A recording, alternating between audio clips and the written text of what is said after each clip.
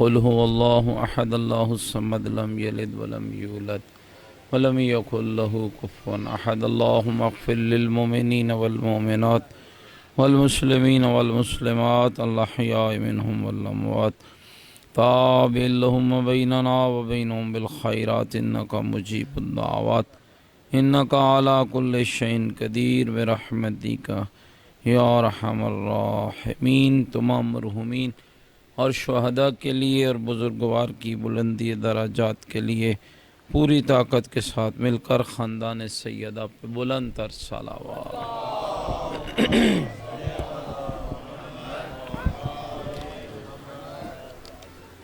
بر دیگر بھی اپنی زبانوں کو معطر کریں، بلند تر صلوات۔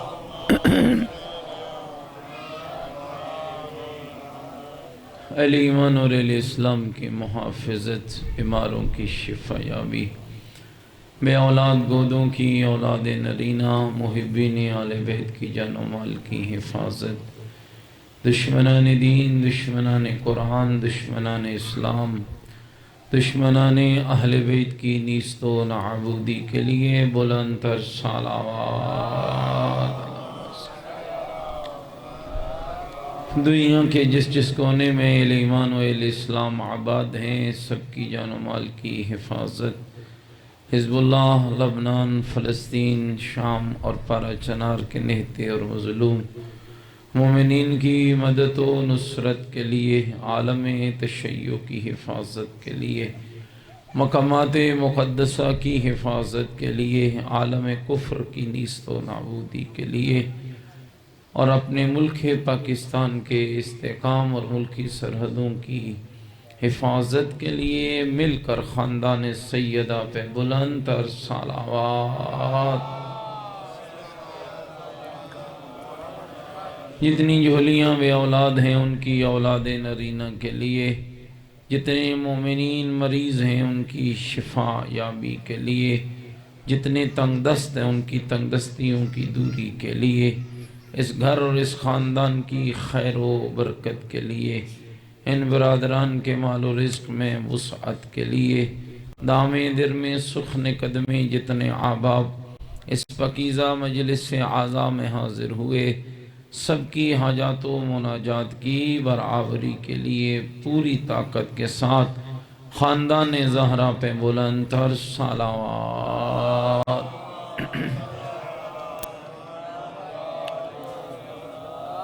ماشاءاللہ لا حول ولا قوة الا باللہ العلی العظیم۔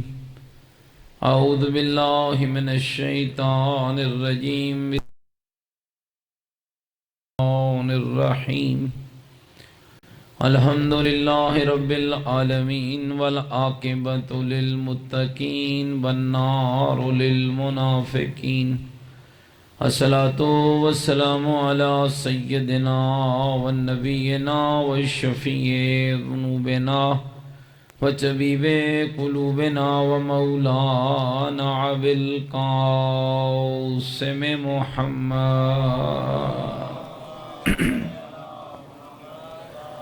وآلہ الطیبین الطاہرین المعصومین المظلومین المنتجبین الذین اذهب اللہ عنہم الرجس وطہرہم تطہیرا۔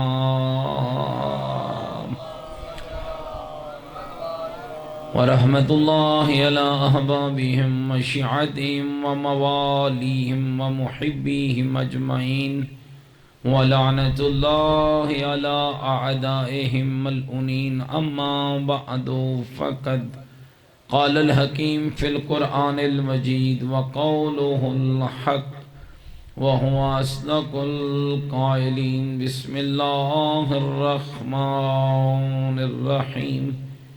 یرفع اللہ الذین آمنوا منکم والذین اوتوا العلم درجات۔ قال الرسول صلی اللہ علیہ وآلہ وسلم یا علی انت وشیتک هم الفائزون۔ بلند تر صلوات پڑھ۔ سپیکر ٹھیک کریں بیٹا، آپ کا سپیکر گڑبڑ کریں، کچھ ہم سے بات کریں۔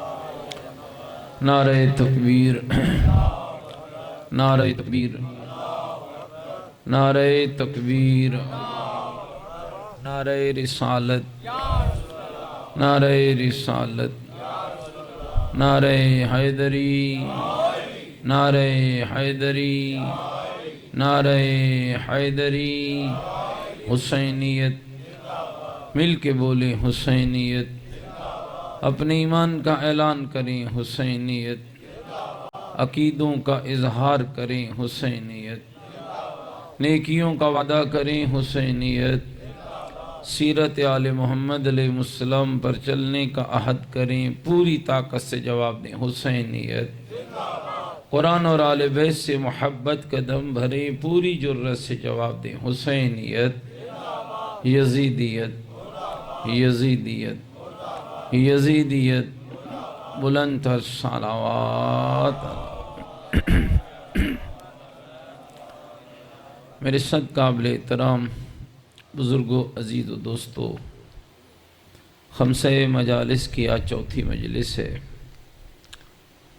اور میں نے آپ کی خدمت میں قرآن مجید و فرقان حمید کی سورہ مبارکہ مجادلہ کی 11 نمبر آیت کو تلاوت کا شرف حاصل کیا، جس کے اندر اللہ رب العزت متوجہ کرتا ہے کہ میں اللہ دو قسم کے لوگوں کے درجے بلند کرتا ہوں، ایک اس کا درجہ جو صاحب ایمان ہوتا ہے، دوسرا اس کا درجہ جو صاحب علم ہوتا ہے۔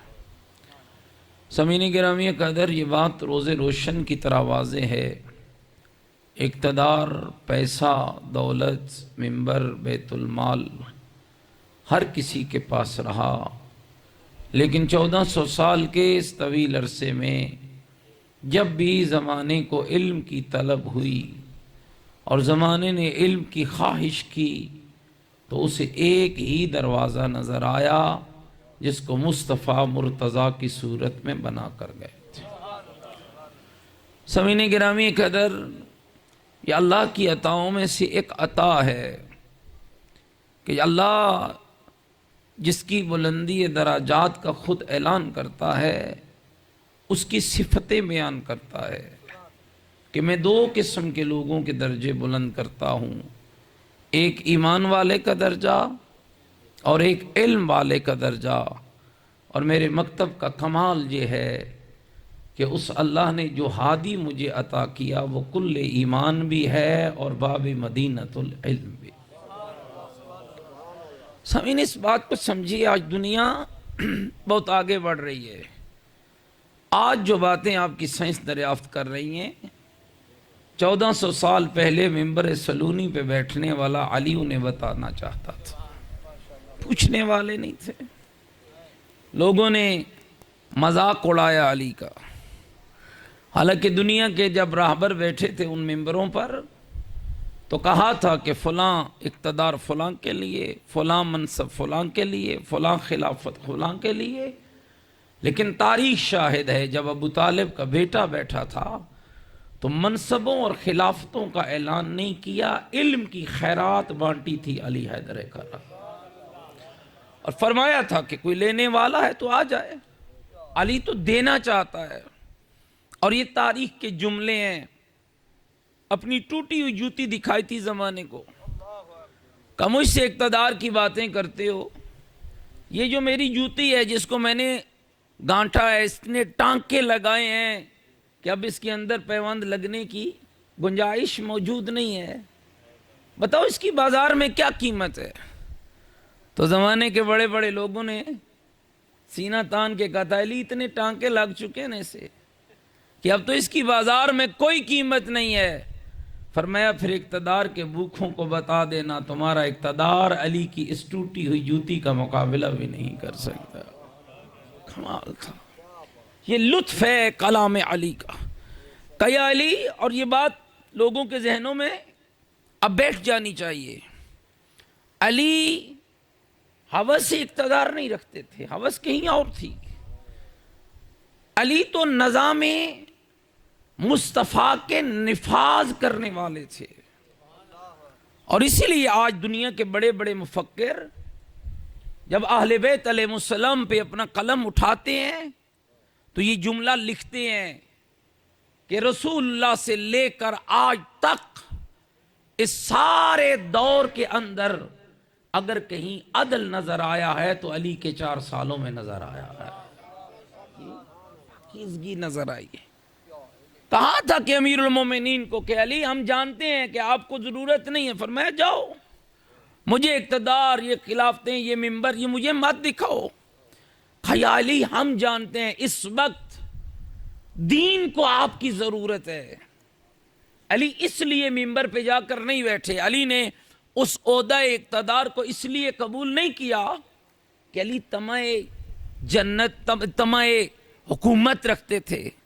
علی نے اس لیے اس کو قبول کیا کہ لوگوں کا یہ ادعا تھا کہ علی اس وقت قرآن اور محمد کی سنت کو تیری ضرورت ہے۔ اور کیا انداز تھا تاریخ کا، یہ انداز ذرا سنیے اور میں آگے بڑھ جاؤں۔ یہ تاریخ نے لکھا ہے کہ کھچا کھچ مسجد لوگوں سے بھر چکی تھی اور تل دھرنے کی جگہ نہ تھی، اور لوگ منتظر تھے کہ علی حیدر کرار کب آئیں گے۔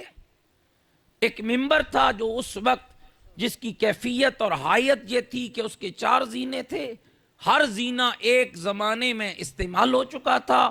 اوپر والے زینے پہ زہرا کے بابا، پھر پہلے، پھر دوسرے، پھر تیسرے، تینوں دور میں وہ منبر استعمال ہو چکا تھا، اور لوگ اب اندازہ کیجئے پریشان تھے علی کہاں بیٹھے گا۔ اس کا مطلب یہ بلا رہے ہیں لیکن علی کے معیار کو سمجھ نہیں پا رہے ہیں۔ اگر معیار سمجھتے ہوتے تو پتا ہوتا علی کہاں بیٹھے گا۔ کہاں بیٹھے گا علی؟ آئے، صفوں کو چیرتے ہوئے منبر کے قریب ہوئے، نچلے زینے پہ بھی قدم رکھا، دوسرے پہ بھی قدم رکھا، تیسرے پہ بھی قدم رکھا، وہاں بیٹھے جہاں زہرا کا بابا بیٹھتا تھا، اور بیٹھ کے فرمایا الحمدللہ، حق وہاں آ گیا ہے جہاں اسے آنا چاہیے تھا۔ اور اللہم صلی علی محمد وآل محمد، یہ تو بڑی تھکی ہوئی صلوات پڑھ رہے ہیں، مل کے ایک بلند تر صلوات پڑھیں محمد۔ جتنی اللہ نے طاقت دی ہے مولا کی ذات پہ بلند تر صلوات۔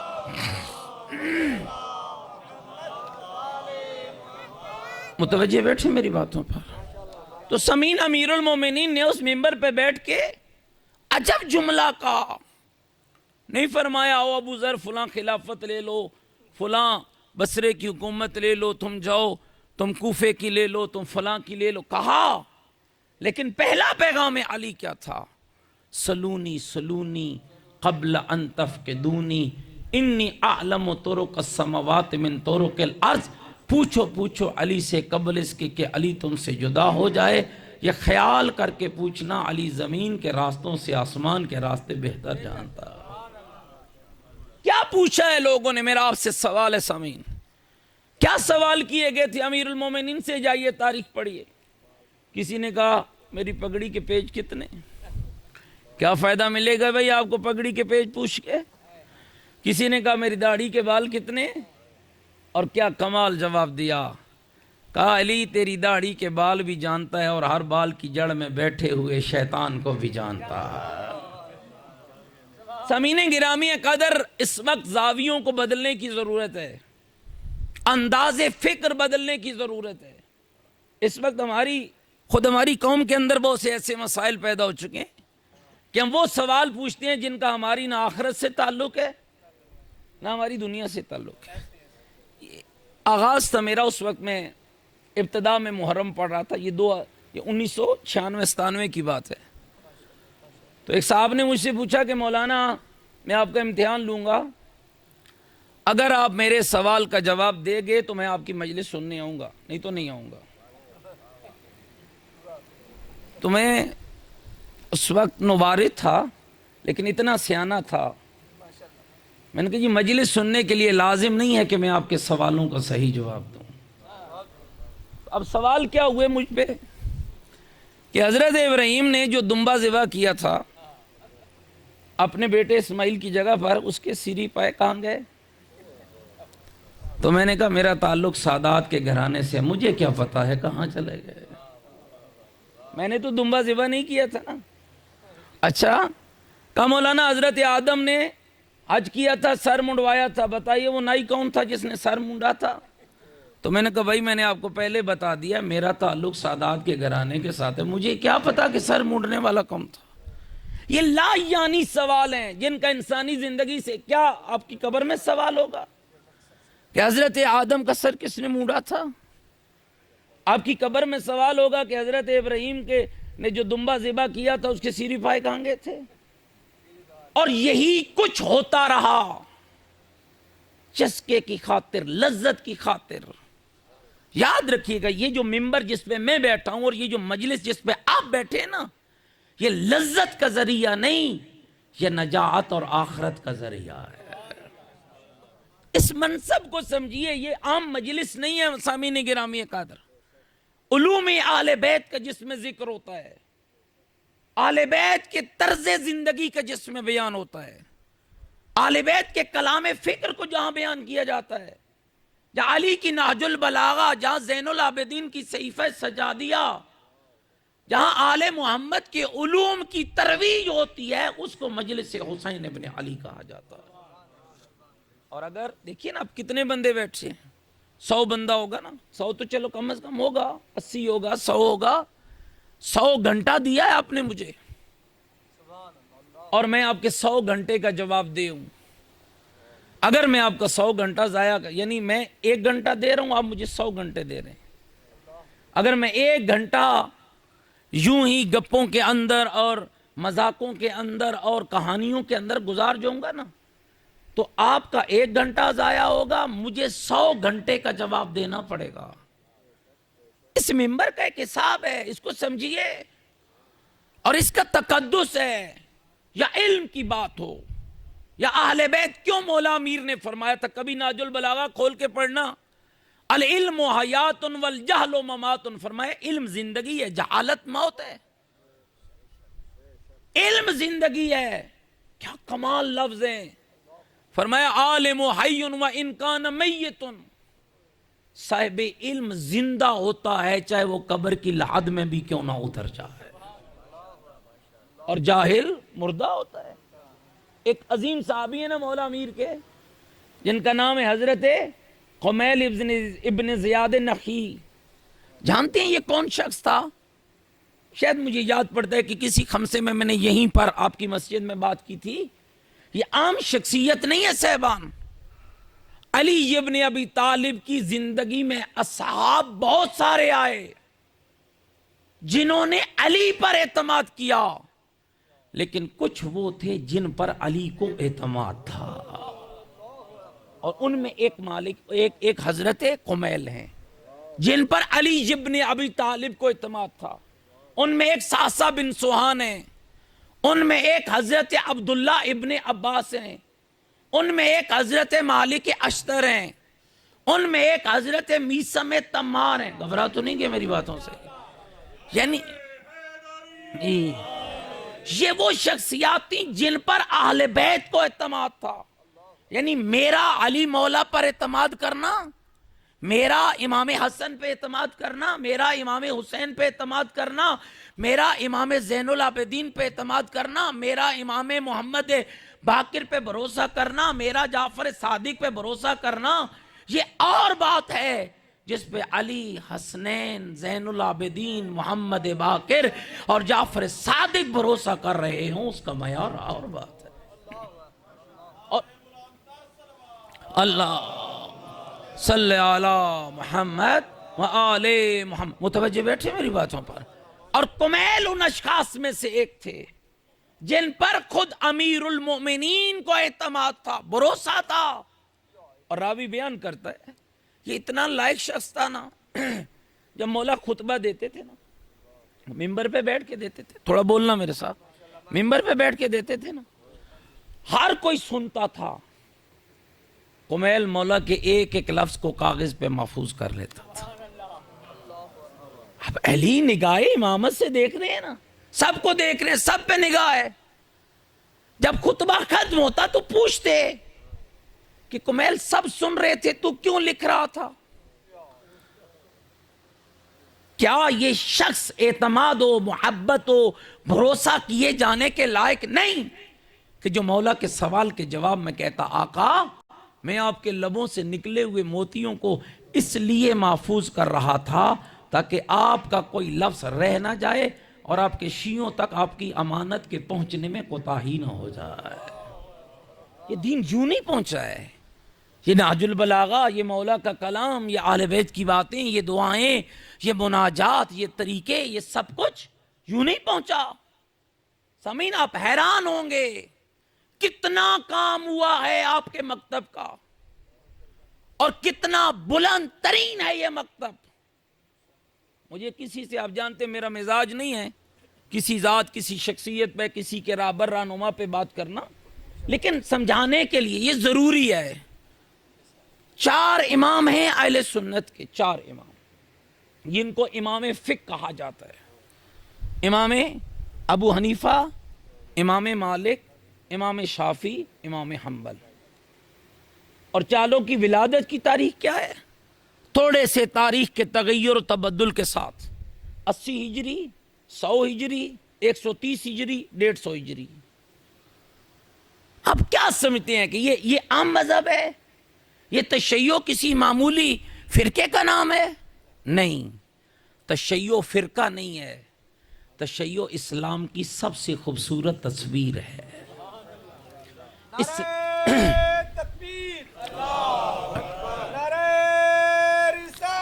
یا رسول اللہ، یا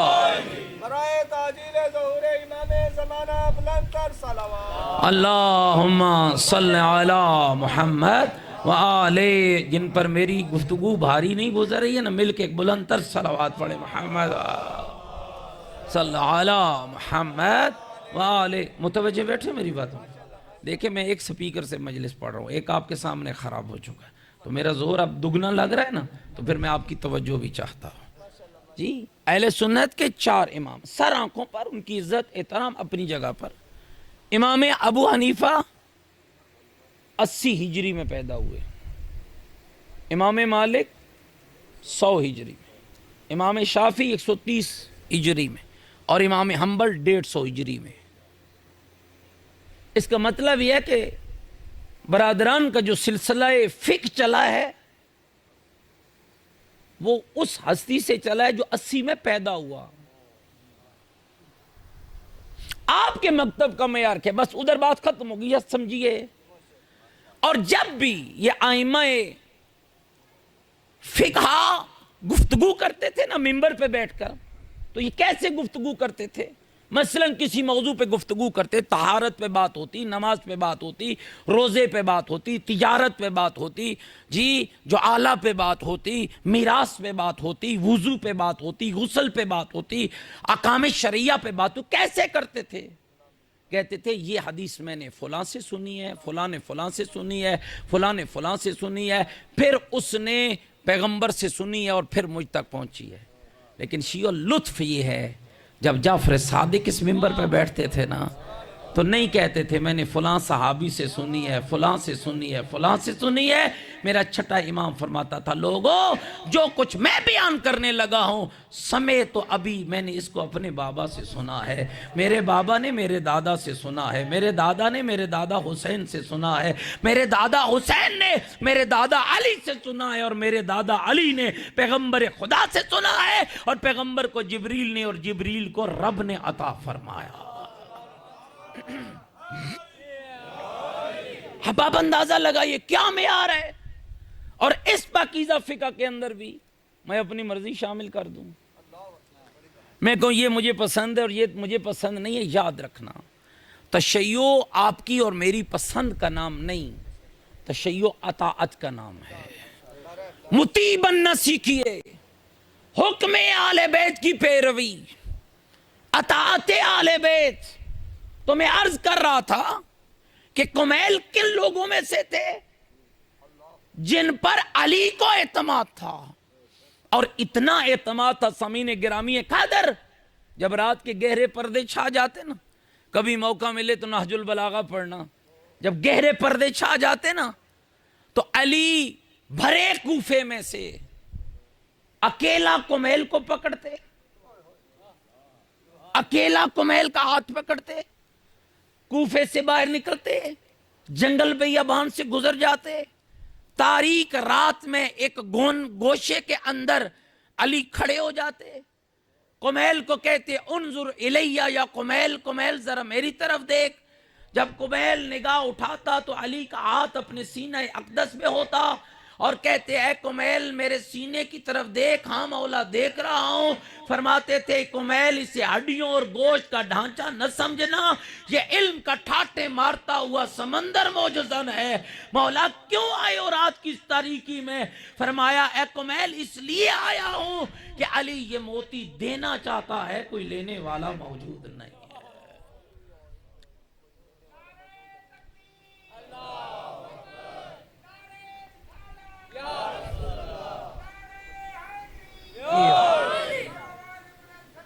اللہم صلی علی محمد وآل محمد۔ متوجہ بیٹھے میری باتوں پر؟ علی دینا چاہتا ہے۔ شیعو اس سے بڑا اور آپ کو کیا چاہیے؟ لوگ مانگتے رہے، لوگوں سے کچھ نہ ملا۔ علی تمہیں دینا چاہتا ہے، لینے والے بنو، لینے والے۔ کمیل عرض کرتے ہیں فرزند ابو طالب کتنی دنیا ہے، دے دیجئے نا علم کی خیرات۔ اب جملہ سمجھنا، فرماتے تھے کمیل ہر شخص اس لائق کب ہے کہ وہ علی کے سمندر علم کے موتیوں کو لے سکے؟ قدر ہی نہیں ہے۔ اور ہر شخص کو علوم آل بیت کی قدر نہیں، ہر شخص علم علی کی قدر نہیں کر سکتا۔ یہ جو سونا ہوتا ہے، یہ جو زیورات ہوتے ہیں، اس کی قدر ہر بندے کے پاس، جوہری کے پاس ہوتی ہے نا۔ جوہری جانتا ہے کہ اس کی قیمت کیا ہے۔ آپ کے سامنے تو اور میرے سامنے تو ایک شیشہ رکھ دیا جائے اور ہیرا رکھ دیا جائے، مجھے نہیں پتا چلے گا شیشہ کیا ہے اور ہیرا کیا ہے، لیکن جوہری کو پتا چلے گا۔ فرمایا علی کا علم لینے کے لیے بھی جوہری بننا ضروری ہے کہ اس قابل ہو، اس لائق ہو۔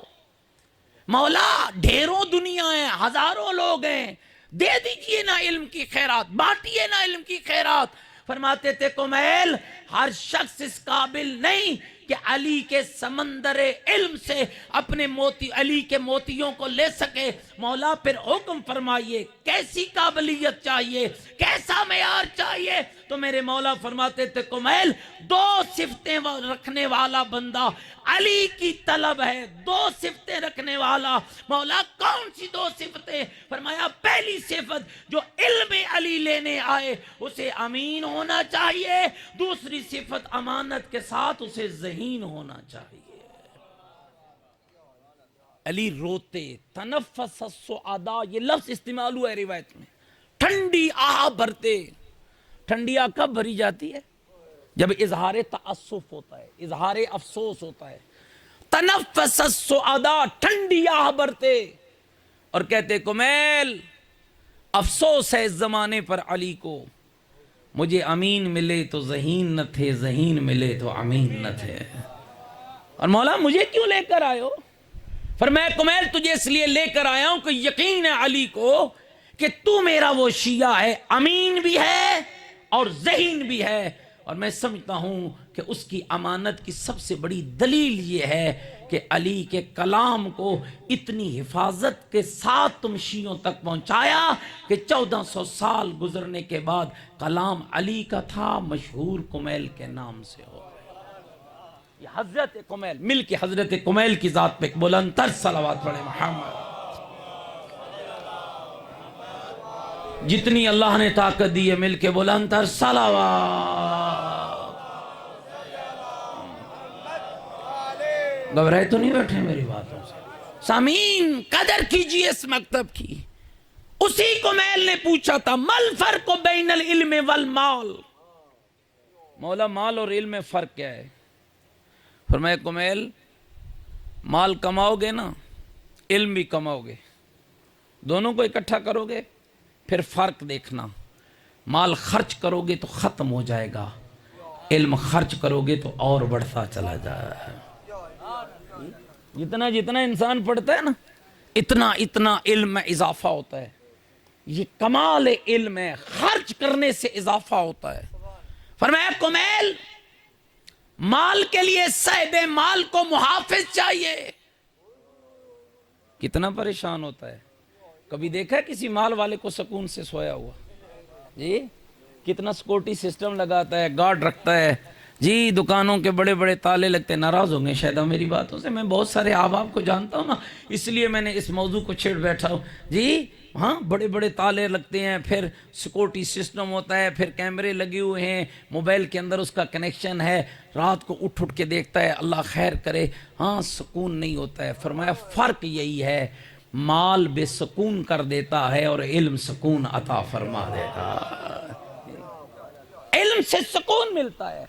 صاحب علم بوریے پہ سونے والی، یہ کون تھے؟ یہ ابو بصیر کون تھے؟ یہ عبان بن تغلب کون تھے؟ یہ حضرت زرارہ بن عیون کون تھے؟ یہ حضرت شیخ صدوق کون تھے؟ یہ حضرت شیخ مفید علیہ رحمہ کون تھے؟ یہ سید رضی کون تھے؟ یہ کون تھے؟ خمینی یہ بت شکن. مال نہیں تھا، علم تھا. کتنا سکون تھا. میں ایک جملہ وہ کہ شاید موضوع سے مطابقت تو نہیں رکھتا ہے لیکن لطف آئے گا. آپ جانتے ہیں کہ اس صدی کے اندر، یہ جو پچھلی صدی گزری ہے، سب سے بڑا گستاخ رسول سلیمان رشدی تھا. سلیمان رشدی. اور اس کے قتل کا فتویٰ کس نے دیا تھا؟ امام خمینی رحمت اللہ علیہ نے. شیعو یہ تیرے مکتب کا کمال ہے. میں ایک عالم کی گفتگو سن رہا تھا، فرماتے ہیں شیعہ ہونے کا سب سے بڑا فائدہ یہ ہے کہ 1400 سال گزرنے کے بعد آج تک کسی شیعہ نے نبی کی نبوت میں ہاتھ نہیں ڈالا، اس لیے کہ غدیر خم نے سمجھایا تھا مصطفیٰ پہ نبوت ختم ہو رہی ہے، علی سے ولایت شروع ہو رہی ہے. اور اس ذرا لطف لیجئے گا اس جملے پر. سلیمان رشدی، امام خمینی، تازہ انقلاب آیا ہوا ہے، تازہ چند سال بھی نہیں ہوئے، شاید ماہ ہوئے ہیں، فتویٰ دے دیا جہاں ملے قتل کر دو. عقیل رفسنجانی جو صدر ہیں ایران کے، یہ فتویٰ دنیا میں آگ کی طرح پھیلا. جنگل میں جیسے آگ پھیلتی ہے نا، ایسی دنیا میں فتویٰ پھیلا. آغا رفسنجانی نے جا کر کہا، آغا امام آپ کے فتوے نے دنیا میں آگ لگا دی ہے، واپس لیجئے اس فتوے کو. کہ رفسنجانی اگر خمینی یہ فتویٰ واپس نہ لے تو کیا ہوگا؟ لطف سننا دوستو، جب علوم اہل بیت سینے میں آ جاتا ہے اور کردار اہل بیت سے زندگی مزین ہو جاتی ہے تو کتنا سکون انسان کو ملتا ہے. ذرا غور کیجئے کہ اگر رفسنجانی، اگر میں اس فتوے کو واپس نہ لوں تو بتاؤ نقصان کیا ہوگا؟ آقا ایران پہ حملہ ہو سکتا ہے، ہمارا ملک تباہ ہو سکتا ہے. مسکرا کے فرمایا جلے جاؤ، ملک کی تباہی خمینی کو برداشت ہے، رسول کی عزت و ناموس پہ حملہ برداشت نہیں ہے. یہ لطف ہے اور یہ آپ کے مکتب کے اندر ہے، علوم اہل بیت کے اندر. مل کے ایک صلوات پڑھے محمد.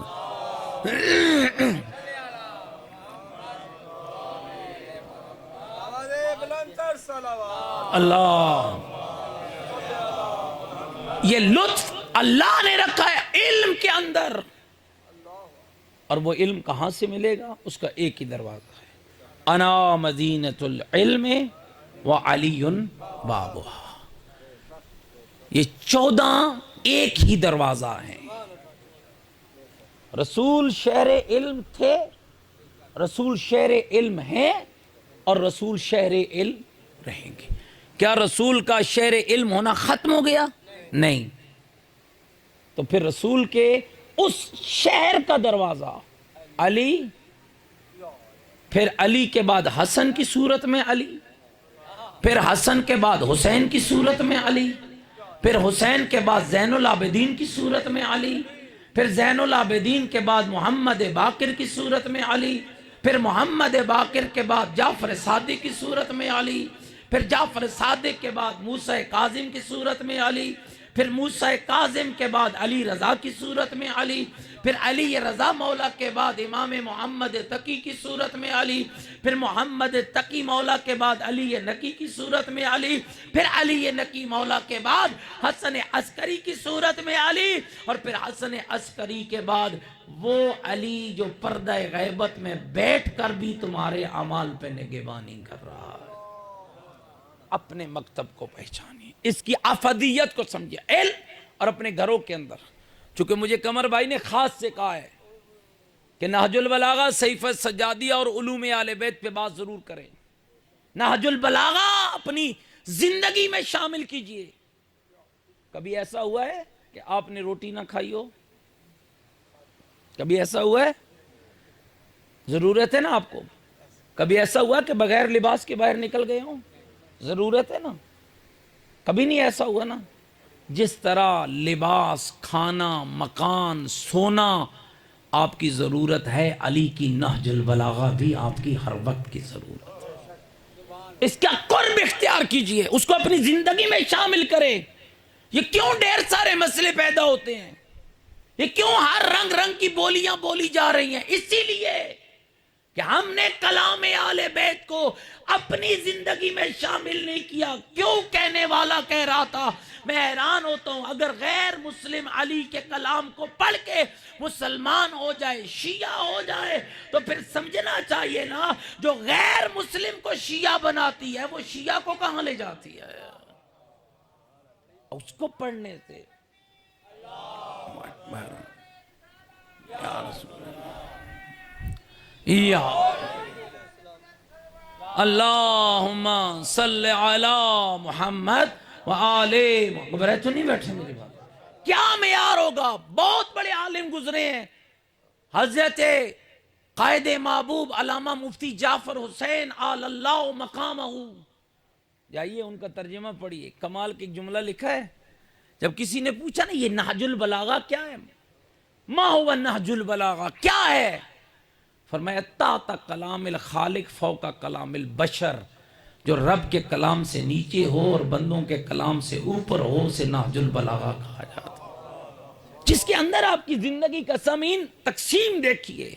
میں اکثر کہا کرتا ہوں بڑی محبت کرتے ہوں گے ہم علی مولا سے، بڑی محبت ہے، ہم نے ساری زندگی علی علی کرتے ہوئے گزاری، بہت اچھا، ہم نے نعرہ لگاتے ہوئے خوشی محسوس کی، بہت اچھا، ہم نے علی مولا کے نام پہ کبھی کمپرومائز نہیں کیا، بہت اچھا، ہم علی کو دل و جان سے زیادہ چاہتے ہیں، بہت اچھا، لیکن یہ بھی تو سوچو نا کہ علی تمہیں کتنا چاہتا ہے، علی آپ سے کتنی محبت کرتے ہیں، علی آپ کو کتنا چاہتے ہیں۔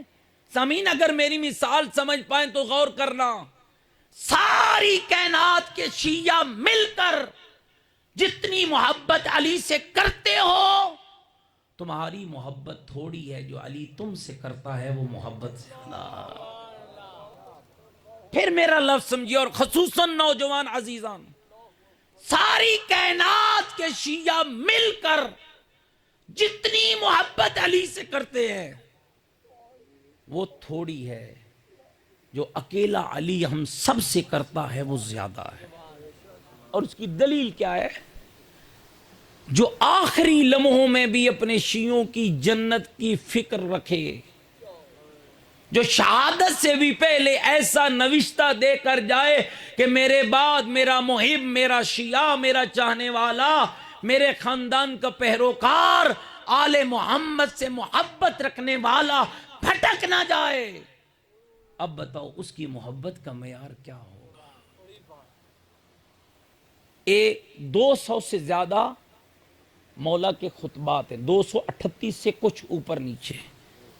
یہ خطبہ علی کا خطبہ جو ہوتا ہے، ذرا اس بات کو سمجھنا میرے عزیزو، بہت سے لوگ کہتے ہیں جی مولا نے یہ کلام تو صفین میں کہا تھا، مولا نے یہ بات تو مکے میں کہی تھی، یہ بات تو مولا نے مدینے میں کہی تھی، اب ہمارے ساتھ اس بات کا کیا فائدہ؟ دنیا جدید ہو گئی ہے، تمہیں دنیا کی جدیدیت کا پتہ ہے اور اللہ کے ولی کو پتہ نہیں تھا؟ کیا امیر المومنین کو پتہ نہیں تھا کیوں کہہ رہے تھے؟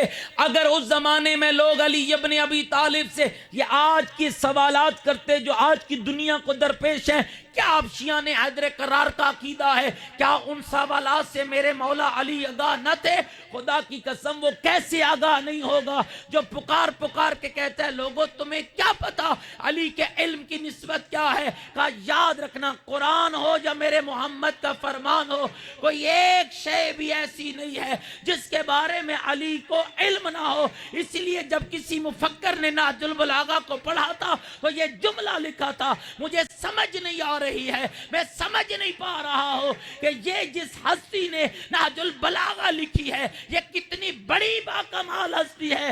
کہنے لگا میں اس کے بارے میں اتنا ہی نتیجہ نکال پایا ہوں، یا یہ خود کائنات بنانے والا ہے یا کائنات کی ہر شے سے اللہ نے اس کو آگاہی عطا فرمائی ہے۔ یہ تو ہمارا عقیدہ نہیں ہے نا کہ مولا علی کائنات بناتے، لیکن یہ عقیدہ ہے کہ کائنات کے ہر راز سے علی آگاہ ہے، کائنات کے ہر علم سے امیر المومنین آگاہ ہیں۔ وہ نماز پڑھنے چلے تھے نا تو کسی شخص نے کہا تھا، دل جلے نے کہا تھا، جی علی بھی عجیب ہے، جیڑی شے پوچھو فوراً دس دینا ہے۔ چلو کوئی ایسا لمبا سوال کریں، ایسا لمبا، شیعان حیدر کرار غور کرنا، یہ ایک جملہ تو فضائل کا ہے لیکن غور کرو نا تو اس میں بہت بڑا راز پوشیدہ ہے۔ دو چیزوں میں امیر المومنین علی ابن ابی طالب کا امتیاز اس زمانے میں بیان ہوتا تھا، ایک علی اول وقت کا نمازی ہے، دوسرا علی سے جو پوچھو علی فوراً جواب دیتا ہے۔ تو کسی شخص نے ایک کوشش کی تھی کہ آج علی کا کوئی ایک کام تو رہ جائے، یا علی اول وقت میں نماز نہ پڑھ سکے گا یا علی سوال کا جواب نہ دے سکے گا۔ کہتے ایک طویل سوال تیار کر کے پتہ نہیں کتنے دن، مہینے، ہفتے لگے، کتنے گھنٹے لگے کہ اس نے اس سوال کو تیار کیا۔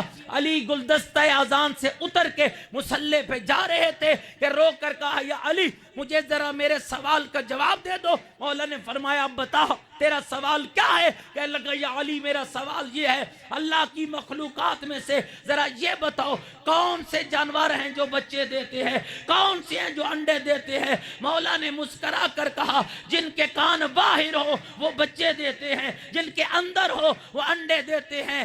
اللہ اکبر۔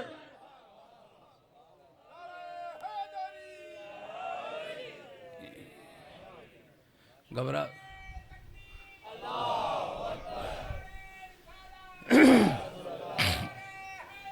یا اللہم صلی علی محمد و آل محمد۔ متوجہ بیٹھے میری بات ہے؟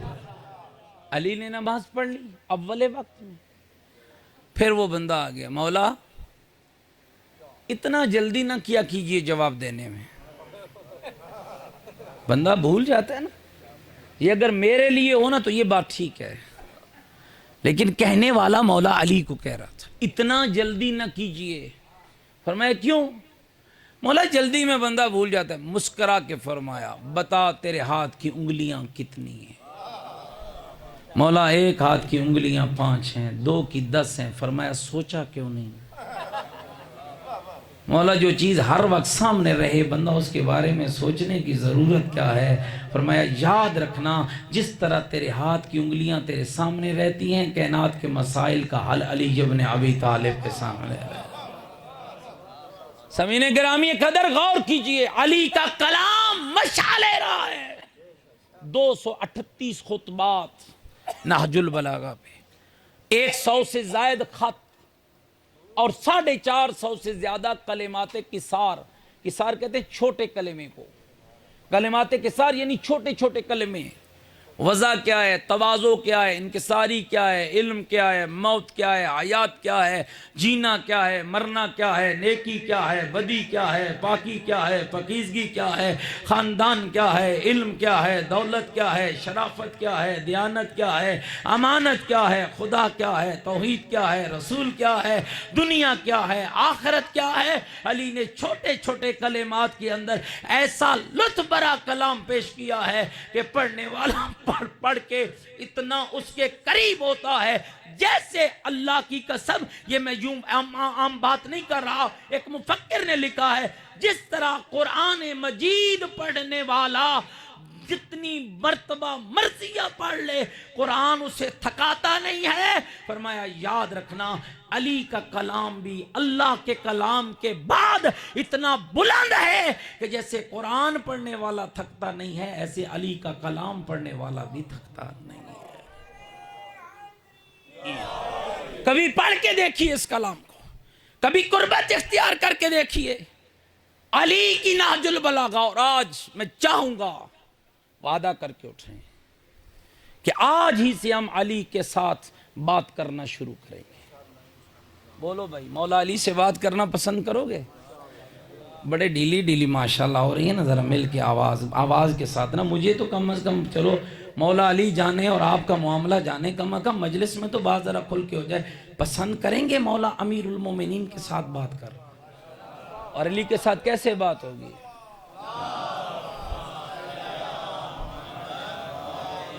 آپ ایک صلوات اس بندے کے لیے پڑھیں جس نے ابھی تک صلوات نہیں پڑھی ہے۔ صلی علی محمد و آل محمد۔ متوجہ بیٹھے، آج کر کے اٹھیں، علی کے ساتھ بات کرنی ہے، علی سے پوچھنا ہے، علی سے سوال کرنا ہے۔ اور علی سے کیسے سوال کرو گے؟ نہج البلاغہ کھول کے بیٹھ سکتے، 238 خطبے آپ کے لیے، 100 سے زیادہ خط۔ آخری جملہ کہہ رہا ہوں، یہ جو خط امیر المومنین نے لکھے ہیں نا، یہ ایک زمانے کے لیے نہیں ہے، ایک علاقے کے لیے نہیں ہے۔ کلام الامام امام الکلام، امام کا کلام کلاموں کا بولو امام ہوتا ہے، امام کلام الامام امام، کلام الامام امام الکلام، کلاموں کا امام ہے علی کا کلام۔ کیا علی کا خطبہ فقط اس زمانے کے لیے یا آج کے لیے بھی ہے؟ اگر علی صفین کے میدان میں کھڑے ہو کر اپنوں کی کوتاہیوں کو دیکھ کر یہ کہہ رہے تھے یا اشبہ الرجال للرجال، اوے مردوں کی شکلوں میں نام مردو، تو آج بھی علی کہہ رہا ہے، آج بھی علی کچھ لوگوں کی مردانگی کو للکار رہا ہے، آج بھی علی کہہ رہا ہے یاد رکھنا مرحلے تبدیل ہوتے ہیں، زاویے تبدیل ہوتے ہیں، فکر تبدیل نہیں ہوتی۔ کل کا جہاد تھا تلوار کے ساتھ، آج کا جہاد ہے کردار کے ساتھ۔ جیسے کردار کے جہاد، تلوار کے جہاد میں فیل ہونے والا علی کی نگاہ میں نامرد ہے، تو کردار کے جہاد میں بھی فیل ہونے والا علی کی نگاہ میں نامرد ہے۔ بہادری یہ نہیں ہے دوستو، ہمارا تو کلچر عجب ہے نا، ہم 2 بندے مرنے والے کو 2 بندے مار کے بندہ آ جائے، ہم کہتے ہیں کمال بہادر ہے، مسجد سے نماز پڑھ کے نکلے، ہم کہتے ہیں بیچارہ نمازی ہے، آل محمد کی نگاہ سے دیکھ، محمد و آل محمد کے قرینے سے دیکھ۔ فرماتے ہیں اصل کمزور وہ ہے جو بندہ قتل کرایا، جسے قدر کا پتہ نہیں، قیمت کا پتہ نہیں، منزلت کا پتہ نہیں، ایک جان کی ارزش کا پتہ نہیں۔ اصل بہادر وہ ہے جو شیطان کو اپنے سے دور کر کر رب کی بارگاہ میں جھک کر یہ اقرار کر کے اٹھتا ہے میرے اللہ بھیجا بھی تو نے ہے، جاؤں گا بھی تیری طرف، اور وعدہ کرتا ہوں جب تک زندہ رہوں گا تیرے حکم کی اتباع کرتا رہوں گا۔ اصل بہادری ہے۔ یا رسول اللہ، یا زندہ باد، زندہ باد، مردہ آباد، مردہ آباد، مردہ آباد۔ صلی علی محمد و آل محمد۔ متوجہ بیٹھے میری بات؟ 100 سے زیادہ خط، اگر روزانہ ایک خط پڑھے نا تو 100 دنوں میں تمہیں پتا چلے گا کہ علی نے تمہارے نام لکھا کیا ہے۔ 100 دن لگے گا، 100 دن۔ سامعین دست بستہ گزارش کر رہا ہوں، نہج البلاغہ کا 100 خط کل سے شروع کر دیں۔ دیکھیں علی نے آپ کے نام کیا لکھا ہے، دیکھیں علی آپ سے کیا چاہتا ہے۔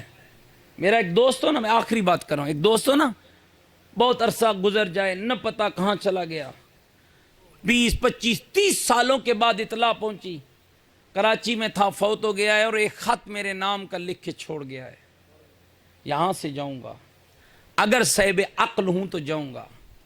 پتہ نہیں میرے دوست نے میرے نام کیا لکھا ہے، علی نے تیرے نام 100 خط لکھا ہے، 100 خط لکھا ہے، اس کو پڑھیں، اس میں عقیدہ ہے، عمل ہے، آخرت ہے، دنیا ہے، جنت ہے، جہنم ہے، اپنوں کی بات ہے، غیروں کی بات ہے، پڑھیں۔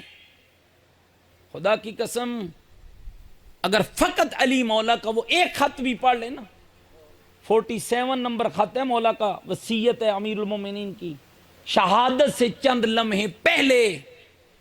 شیعو یہ کمال تھا محبت علی کا۔ پھر میں وہ جملہ دوہرا کے ختم کر رہا ہوں، تم سب شیعہ مل کر جتنی علی سے محبت کرتے ہو، تمہاری تھوڑی ہے، جو علی تم سے کرتا ہے وہ زیادہ ہے۔ اور اس کی مثال کیا ہے؟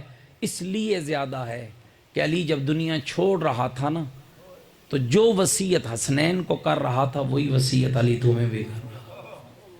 اسی کو ماں و جمیع اہلی و ولدی و من بلغ کتابی، فرمایا میرے حسنین میں تم دونوں کو وصیت کر رہا ہوں، جمیع اہلی اپنے سارے خاندان کو کر رہا ہوں، و جمیع ولدی اپنی ساری اولاد کو کر رہا ہوں، و من بلغ کتابی، اور جس تک علی کا یہ پیغام پہنچ جائے علی اسے وصیت کر رہا ہے۔ آپ تک اگر پیغام پہنچ گیا ہے تو پھر یاد رکھنا علی تمہیں وصیت کر رہا ہے، جا کر علی کی وصیت پڑھنا۔ علی نے نماز کے بارے میں کیا کہا، علی نے روزے کے بارے میں کیا کہا، علی نے حج کے بارے میں کیا کہا، علی نے یتیم کے بارے میں کیا کہا۔ آج کیوں عالم اسلام میں بے حسی ہے؟ آج کیوں غزہ کی بیٹیاں تڑپ رہی ہیں؟ آج کیوں فلسطین کے بے یارو مددگار رو رہے ہیں؟ میں کل ایک فلسطینی نوجوان کا کلپ سن رہا تھا، کہنے لگا ہر وہ شخص ہمارا مجرم ہے جو ہمارے لیے کچھ کر سکتا ہے اور نہیں کر رہا۔ یہ جو لفظ اکثر ہمارے ممبروں سے ادا ہوتا ہے نا، دامے در میں سخن قدمیں، اس کا معنی یہ ہے کہ کسی بھی حوالے سے اگر مظلوم کی مدد کر سکتے ہو تو وہ کرنا تم پہ واجب ہے۔ ہر وہ شخص ہمارا مجرم ہے جو کر سکتا ہے اور کچھ نہیں کر سکتا، دعا تو کر سکتا ہے، زبان سے بات تو کر سکتا ہے، اپنے مسلمانوں کی ارزش اور قیمت تو بتا سکتا ہے۔ دوستو اگر ہم نے آل بیت علیہ السلام کے دین کے ساتھ وفا کی ہوتی نا، آج مسلمان یوں رسوا نہ ہوتے۔ کتنا مشکل تھا وہ لمحہ جب ایک تڑپتی ہوئی بچی رو کر کہہ رہی تھی میں اپنے اللہ سے شکایت کروں گی۔ کیوں یہ نوبت کیوں آئی ہے؟ آپ جانتے ہیں امیر المومنین کا کردار کیا تھا؟ جس روز علی کے سر اقدس میں ضرب لگی نا دوستو، اور طبیب کو امام حسن نے بلا کے کہا جاؤ میرے بابا کے سر کا معائنہ کرو، طبیب نے مولا کے سر کا معائنہ کیا، چیختا ہوا باہر آیا، مولا زہر تیرے بابا کے جسم میں سرایت کر چکا ہے، مولا تیرے بابا کے بچنے کی امید نہیں ہے۔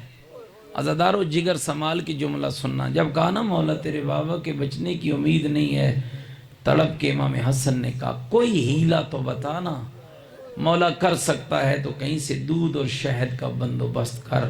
سامعین گرامی قدر کہتے ہیں کوئی گلی کوفے کی ایسی نہ تھی کسی یتیم اور کسی مسکین کے ہاتھ میں دودھ یا شہد کا جام نہ ہو، دیواروں سے ٹکریں مار کے رو رو کر کہتے تھے کہاں چلا گیا اپنے ہاتھوں سے نوالے کھلانے، اجرکم اللہ اجرکم اللہ اجرکم اللہ، کہاں چلا گیا اپنے ہاتھوں سے لقمے کھلانے والا؟ رات کی تنہائیوں میں اپنے کاندھے پہ روٹیاں رکھ کر علی غریبوں کے دروازوں تک پہنچاتا تھا۔ خیبر کی میدان جیتی، مال غنیمت کو قبا کے مقام پر یتیموں میں بانٹ آیا۔ بی بی طاہرہ نے پوچھا علی آپ کو مال غنیمت نہیں ملا؟ صدیق اکبر نے صدیقۃ الکبریٰ سے کہا اے بنت پیغمبر ملا تو تھا، لیکن جب میں مقام قبا پر پہنچا میری نگاہوں نے دیکھا، میرے کانوں نے سنا کہ مدینے کے یتیم ہر آنے والے سے پوچھتے تھے علی نہیں آیا، بنت مصطفیٰ جب میں آیا یتیموں نے میرے گرد حالہ باندھا. بنت محمد علی کی غیرت نے گوارا نہیں کیا کہ مال غنیمت لے کر علی گھر چلا جائے. علی کے بیٹے تو اچھا کھانا کھائیں اور مدینے کے یتیم دیکھتے رہ جائیں. او مومنہ، او شریفہ، بڑا ظلم کیا اس امت نے آل رسول پر. تمہارے ہاں پڑھا جاتا ہے نا 21 رمضان 40 ہجری کو علی شہید ہوئے. میں سیدوں طالب علم ہوں، سچ کہہ رہا ہوں، اگر غور کر تو علی اسی وقت شہید ہو گیا تھا جب امت نے علی کے سامنے زہرا کو تماچا مارا. اجرکم اللہ، اجرکم اللہ، اجرکم اللہ. علی اسی وقت شہید ہو گیا تھا. اور کائنات کا سب سے بڑا غریب علی ہے، کائنات کا سب سے بڑا مظلوم علی ہے. آپ نہیں پوچھیں گے مولانا کیوں ایسا کہہ رہے ہو؟ سب سے بڑا مظلوم تو ہم نے آج تک سنا امام حسین ہے. سب سے بڑا غریب تو ہم نے آج تک سنا ہے مظلوم کربلا ہے. علی کیوں بڑا غریب ہے؟ عزادارو، میں اللہ کرے میں یہ بات سمجھا پاؤں. مجھے تھوڑا مسائل پڑھنا میری عادت ہے، میں جی بھر کے مسائل پڑھتا ہوں. زمین گرامی قدر، علی کتنا غریب ہے سن پاؤ گے؟ روتا ہوا علی، خیبر کا فاتح روتا ہوا علی، خندق کا فاتح روتا ہوا علی. جب دق الباب کیا نا بنت محمد نے دروازہ کھولا، روتا ہوا علی گھر داخل آیا. تڑپ گئی زہرا، تڑپ گئی بنت مصطفیٰ، رو کر کہا یا علی کیوں رو رہے ہو؟ کہ بنت مصطفیٰ میں بازار گیا تھا علی، میں نے سنا ہے لوگ تجھے سلام نہیں کرتے. تڑپ کے کہا زہرا بات اتنی آگے بڑھ گئی ہے، میں سلام کرتا ہوں مجھے جواب دو. اجرکم اللہ، اجرکم اللہ، اجرکم اللہ. اللہ آپ کی عبادت قبول فرمائے. ایک نجفی عالم دین بیان فرما رہے تھے، گھر کے صحن میں بیٹھی ہے نا سیدہ، رو رو کے کہہ رہی ہے یا علی تیرے ہوتے ہوئے میرا محسن مارا گیا. اجرکم اللہ. شرم کر کے نہ رونا بھائی. میں نے ان ہستیوں کی مصیبت کو بیان کرنا شروع کیا ہے جن جیسا کائنات میں کوئی اور ایسا غریب نہیں ہے جس پہ اتنا ظلم ہوا ہو. رو کر بنت مصطفیٰ نے کہا یا علی تیرے ہوتے ہوئے میرا محسن مارا گیا. یا علی تیرے ہوتے ہوئے لوگ میرے گھر داخل ہو گئے. یا علی تیرے سامنے میرا دروازہ جلایا گیا. عزاداروں میں کیسے سناؤں گا؟ پیغمبر کا صحابی ہے، نام سلیم ابن قیس علالی ہے. سفر پہ تھا جب سیدہ کا گھر لوٹا گیا. جب سفر سے پلٹا نا مدینے میں جا بجا لوگوں کی ٹولیاں بنی تھی، باتیں ہو رہی تھی. کوئی کہتا تھا لوگ سیدہ کے گھر داخل ہو گئے، کوئی کہتا تھا لوگ بنت محمد کے گھر گئے. سلیم دوڑ پڑا، کہاں آیا؟ جہاں سلیمان محمدی کھڑا تھا. دامن کو پکڑ کے سلیمان سچ بتا کہ لوگ بی بی کے گھر داخل ہوئے تھے. 1400 سال کے بعد سن کے رونا اور ہے. سلیمان نے آنکھوں سے دیکھا تھا، سنو گے پھر حالت کیا ہوئی؟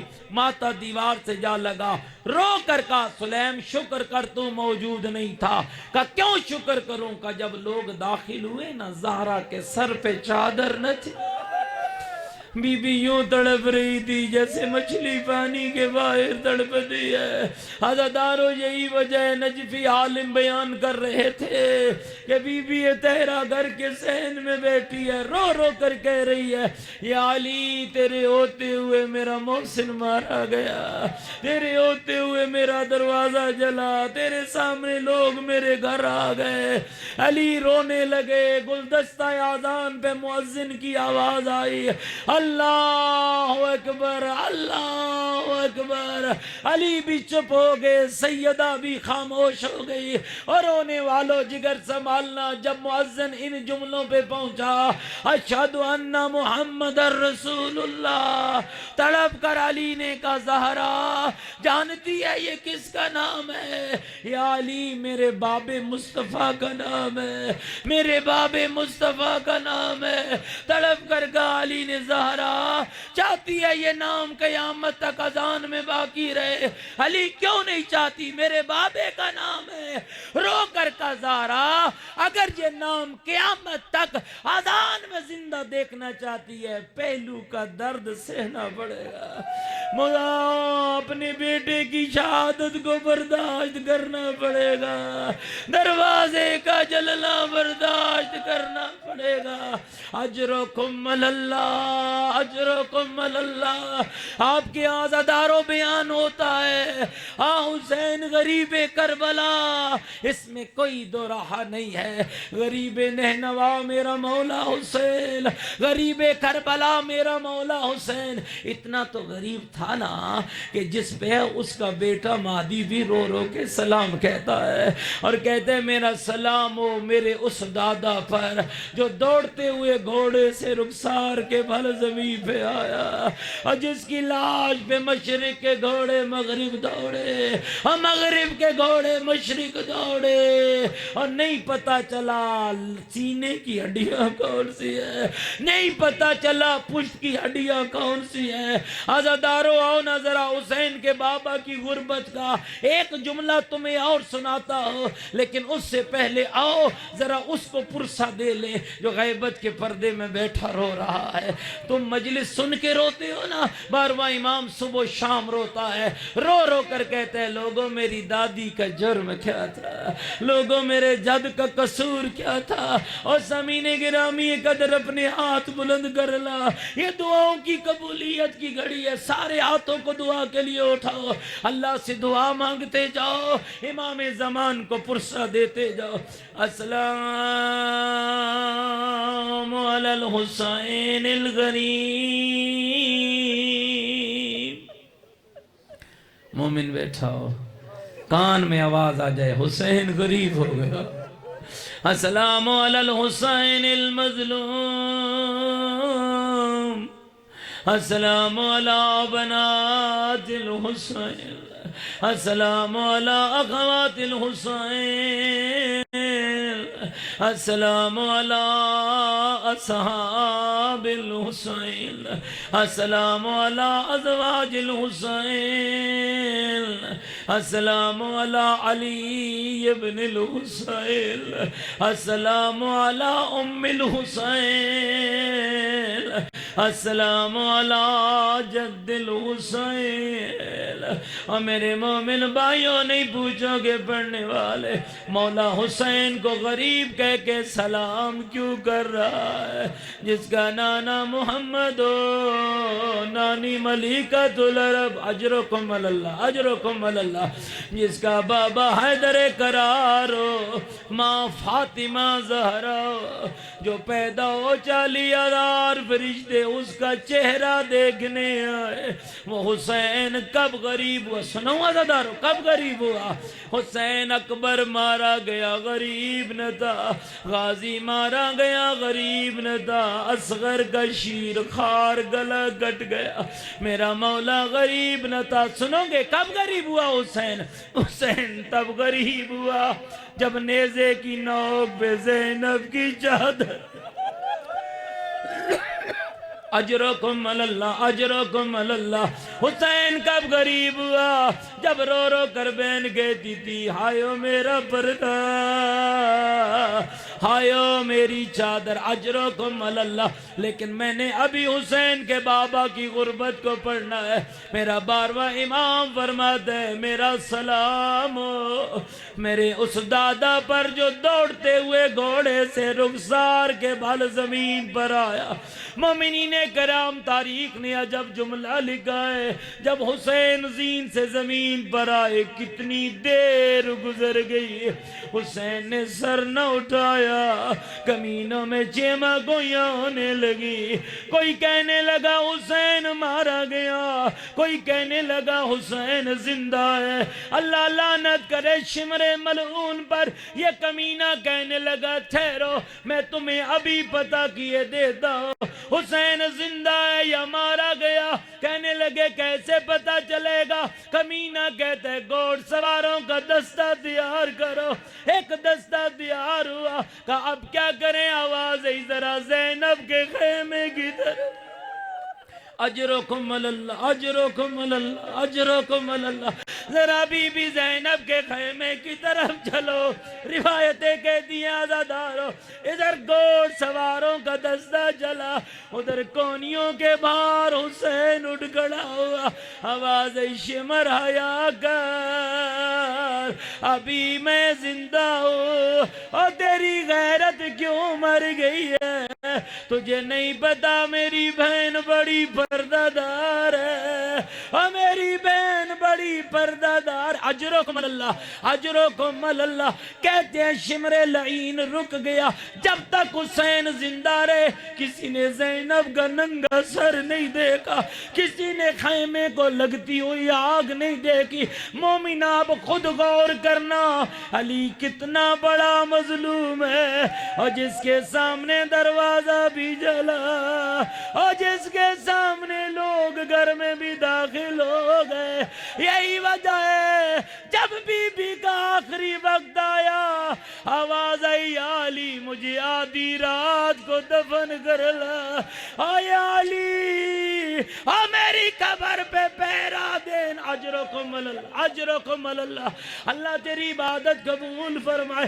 آخری جملے عزادارو، جتنے بیمار ہو شفا مانگو، جتنے بے اولاد ہو اولاد مانگو، اس گھر کی خیر و برکت کے لیے، مومنین کی آرزوؤں کی کامیابی کے لیے، مومنین کی مناجات کی برابری کے لیے۔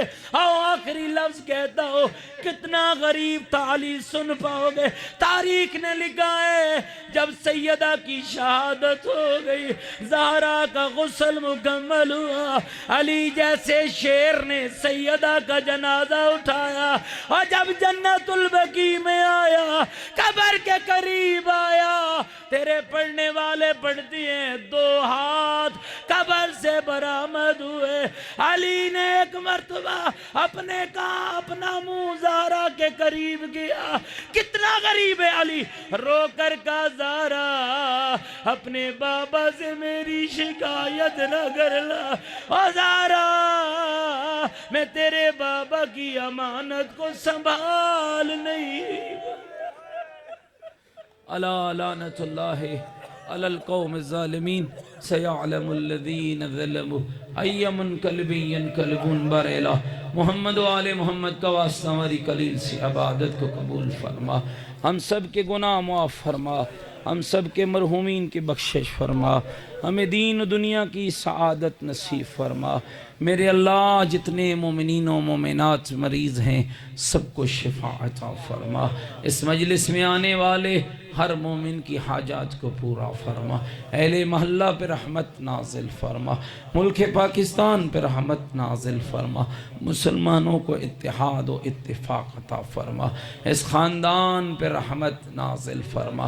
میرے اللہ ہم سب کے مرحومین کی بخشش فرما، منازل قبر آسان فرما، بالاخص ان تمام مرحومین کے لیے خلیفہ خلیل عباس مرحوم اور ان کی اہلیہ اور خانوادہ کے دیگر مرحومین، نیر عباس حمدانی اور جملہ بزرگان خاندان، جمیع مرحومین مومنین و مومنات، شہدائے ملت جعفریہ، شہدائے پارہ چنار، شہدائے حزب اللہ و لبنان کے لیے ایک مرتبہ سورۃ الفاتحہ۔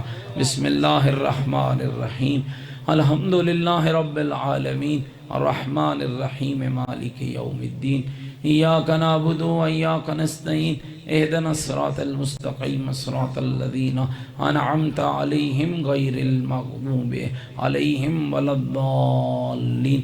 بسم اللہ الرحمن الرحیم، قل هو اللہ احد اللہ الصمد، لم یلد ولم یولد ولم یکن له کفوا احد۔ بسم اللہ الرحمن الرحیم، قل هو اللہ احد اللہ الصمد، لم یلد ولم یولد ولم یکن له کفوا احد۔ بسم اللہ الرحمن الرحیم، قل هو اللہ احد اللہ الصمد، لم یلد ولم یولد ولم یکن له کفوا احد۔ اللہم اغفر للمؤمنین والمؤمنات والمسلمین والمسلمات الاحیاء منہم والاموات، تابع لهم بیننا وبینہم بالخیرات، انکا مجیب الدعوات انکا علی کل شیء قدیر برحمتک یا ارحم الراحمین. بلند تر صلوات.